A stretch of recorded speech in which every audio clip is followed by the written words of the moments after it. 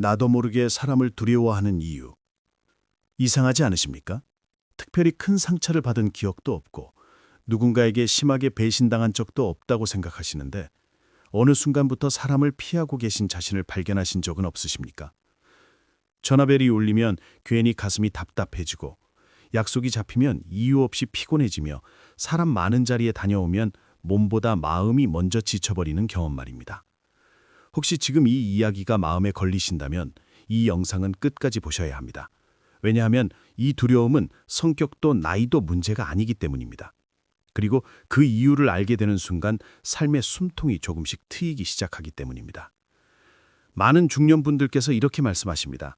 예전에는 안 그랬는데 나이가 들수록 사람이 점점 부담스럽다고 말입니다. 그러나 이것은 나이가 들어서 생긴 변화가 아닙니다. 오히려 오랜 세월 쌓여온 마음의 흔적이 이제야 모습을 드러낸 것에 가깝습니다. 우리는 평생을 사람 속에서 살아왔습니다. 가족, 직장, 이웃, 모임 관계라는 이름 아래 수없이 자신을 조정하며 살아왔습니다. 문제는 그 과정에서 자신의 감정을 너무 오래 눌러왔다는 데 있습니다. 한 여성의 이야기를 들려드리겠습니다. 그녀는 평생 누구에게도 싫은 소리 한 번 하지 못하는 사람이었습니다. 늘 분위기를 맞추고 상대의 기분을 먼저 살폈습니다. 갈등이 생기면 자신이 참으면 된다고 믿었습니다. 그렇게 살아온 세월이 수십 년이 흘렀습니다. 그런데 어느 날부터 사람을 만나고 오면 심장이 두근거리고 집에 돌아와서는 이유 없는 눈물이 났습니다. 병원에서는 특별한 이상이 없다고 했습니다. 그제야 그녀는 깨달았습니다. 자신은 사람을 싫어하는 것이 아니라 사람 앞에서 자신을 잃어버리는 것이 두려웠다는 사실을 말입니다. 사람을 두려워하게 되는 가장 큰 이유는 관계 속에서 나 자신을 지켜본 적이 없기 때문입니다. 늘 좋은 사람, 착한 사람, 이해하는 사람으로 살아오신 분들일수록 마음속에는 말하지 못한 감정이 차곡차곡 쌓여 있습니다. 그 감정들은 사라지지 않습니다. 어느 순간부터 사람을 만나는 상황 자체를 위험으로 인식하게 만듭니다. 그래서 특별한 사건이 없어도 사람 앞에 서면 몸이 먼저 긴장하게 됩니다. 이쯤에서 많은 분들이 이렇게 반응하십니다. 나는 그런 상처 같은 건 없다고 말입니다. 하지만 상처는 꼭 큰 사건으로만 남지 않습니다. 반복된 무시는 기억에는 남지 않지만 마음에는 남습니다. 반복된 양보는 미담처럼 보이지만 자신을 소모시킵니다. 반복된 침묵은 평온해 보이지만 내면에서는 외로움이 커집니다. 이런 작은 감정들이 쌓여 결국 사람 자체를 피하게 만드는 것입니다. 사람을 두려워하는 마음에는 또 하나의 공통점이 있습니다. 바로 거절에 대한 공포입니다. 누군가에게 싫은 사람으로 남는 것이 두려워 자신의 감정을 숨기게 됩니다. 그러다 보니 관계는 점점 부담이 되고 만남은 시험처럼 느껴집니다. 잘해야 한다는 압박이 두려움으로 바뀌는 순간입니다. 이때 사람은 본능적으로 거리를 두게 됩니다. 이것은 사회성이 부족해서가 아니라 너무 오래 사회성에 자신을 맞춰왔기 때문에 생기는 반작용입니다. 한 남성의 이야기도 소개해드리겠습니다. 그는 은퇴 후 사람을 만나는 것이 점점 힘들어졌습니다. 모임에 나가면 말 한마디에도 신경이 쓰이고 집에 돌아오면 심한 허탈감이 몰려왔습니다. 그는 자신이 이상해졌다고 생각했습니다. 그러나 상담 과정에서 밝혀진 것은 전혀 다른 사실이었습니다. 그는 평생 가장으로서 약한 모습을 보이지 않기 위해 늘 강한 사람 역할을 해왔던 것입니다. 이제 그 역할을 내려놓고 싶은데 방법을 몰랐던 것입니다. 그래서 사람을 피하는 방식으로 자신을 보호하고 있었던 것입니다. 여기서 중요한 갈림길이 나옵니다. 이 두려움을 극복하려고 억지로 사람을 더 만나려 하면 오히려 더 지치게 됩니다. 반대로 혼자만 있으려 하면 고립감이 깊어집니다. 필요한 것은 극복이 아니라 이해입니다. 내가 왜 사람 앞에서 긴장하는지, 어떤 순간에 가장 불안해지는지를 차분히 바라보셔야 합니다. 그 순간 속에는 늘 나 자신을 억누르고 있는 장면이 숨어 있습니다. 사람을 두려워하는 마음은 약함이 아닙니다. 그것은 이제 더 이상 나를 소모시키는 관계를 원하지 않는다는 마음의 신호입니다. 이 신호를 무시하면 몸이 먼저 아파지고 이 신호를 읽으면 삶의 방식이 바뀌기 시작합니다. 회복의 시작은 아주 작습니다. 모든 관계를 잘 유지하려는 욕심을 내려놓는 것부터 시작하셔야 합니다. 불편한 자리에 가지 않아도 되는 이유를 스스로에게 허락하셔야 합니다. 모든 부탁에 응하지 않아도 괜찮다는 사실을 받아들이셔야 합니다. 이렇게 작은 선택들이 쌓이면 사람에 대한 두려움은 조금씩 줄어듭니다. 그리고 꼭 기억하셔야 할 말씀이 있습니다. 사람을 두려워하게 된 당신은 고장난 사람이 아닙니다. 오히려 너무 오래 성실하게 살아온 사람일 가능성이 큽니다. 이제는 타인을 위한 삶에서 자신을 위한 삶으로 방향을 조금 바꿔야 할 시점일 뿐입니다. 지금 이 영상을 끝까지 보고 계신 분이라면 이미 마음속에서 무언가가 풀리고 계실지도 모릅니다. 그것이면 충분합니다. 변화는 이해에서 시작되고 이해는 이렇게 조용히 찾아옵니다. 이어서 말씀드리겠습니다. 지금부터의 이야기는 많은 분들이 마음속으로는 느끼고 있으면서도 한 번도 제대로 마주하지 못했던 지점으로 들어갑니다.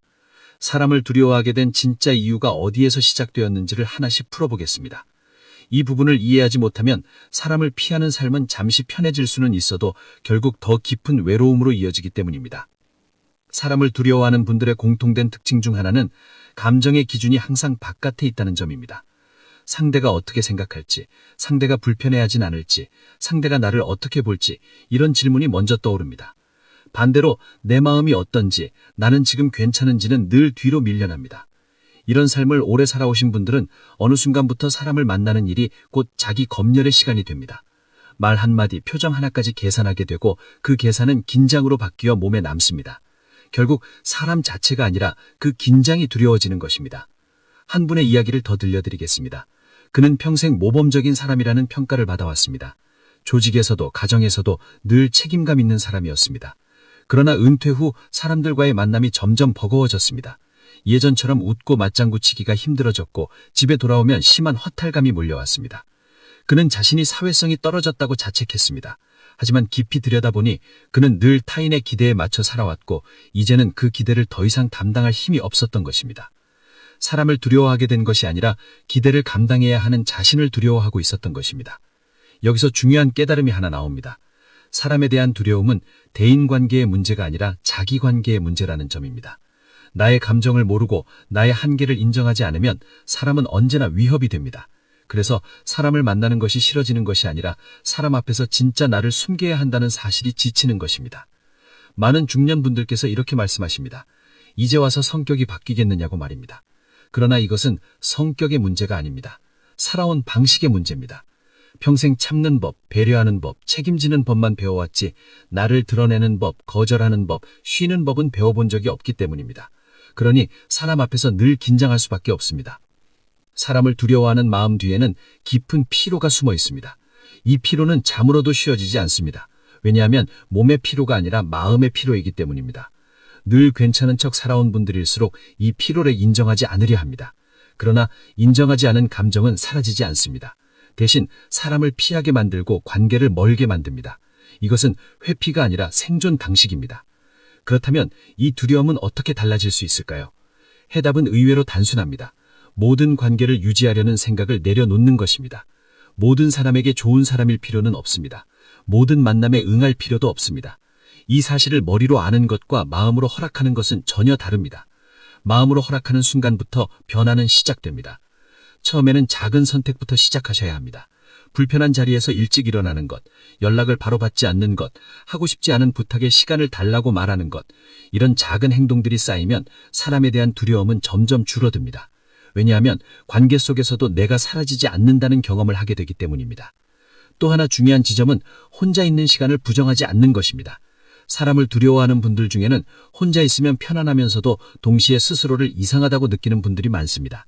그러나 혼자 있는 시간이 꼭 회피는 아닙니다. 그것은 회복일 수 있습니다. 다만 혼자 있는 시간이 도피가 되지 않으려면 그 시간 안에서 나 자신과 연결되어야 합니다. 조용히 자신의 감정을 느끼고 생각을 정리하는 시간이 필요합니다. 사람을 두려워하는 마음이 완전히 사라질 필요는 없습니다. 오히려 그 마음은 당신을 지켜온 신호였을 가능성이 큽니다. 문제는 그 신호를 오해하고 자신을 나약하다고 판단해 온 것입니다. 이제는 그 신호를 다르게 해석하셔야 합니다. 나는 더 이상 나를 소모시키는 관계를 원하지 않는 사람이라는 해석이 필요합니다. 마지막으로 꼭 전해드리고 싶은 말씀이 있습니다. 사람을 두려워하게 된 당신은 고장난 사람이 아닙니다. 오히려 너무 오래 버텨온 사람일 뿐입니다. 이제는 버티는 삶에서 돌보는 삶으로 옮겨갈 때가 된 것입니다. 관계의 양을 줄이고 관계의 진실을 늘리는 방향으로 삶을 다시 정리하셔야 합니다. 그러면 사람에 대한 두려움은 자연스럽게 거리 조절로 바뀌게 됩니다. 이 이야기를 끝까지 들으신 분들은 이제 자신의 마음을 조금 다르게 바라보실 수 있을 것입니다. 사람을 피하고 싶은 자신을 비난하지 마십시오. 그 마음에는 이유가 있었고 그 이유는 존중받아야 합니다. 오늘의 이야기가 그 이유를 이해하는 출발점이 되기를 바랍니다. 이 영상이 마음에 닿으셨다면 구독과 좋아요로 함께 해주시면 중년의 마음을 깊이 들여다보는 이야기로 계속 찾아뵙겠습니다. 감사합니다.